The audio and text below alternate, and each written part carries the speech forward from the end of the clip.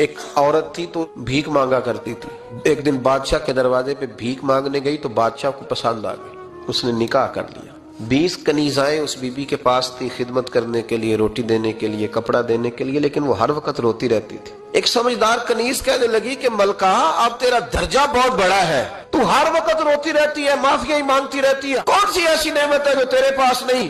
तो वो कहने लगी इसलिए तो रोती हूँ। कहने लगी इसलिए रोती हूँ कि मैं इस काबिल नहीं थी जो मुझे मिल गया, कहीं मेरे सर का साईं नाराज ना हो जाए, वो कहीं बिगड़ ना जाए। मुझे पता है कि मैं क्या थी और मुझे कहां तक पहुंचा दिया। मैं रोती इसलिए हूं कि कभी कहीं वो नाराज।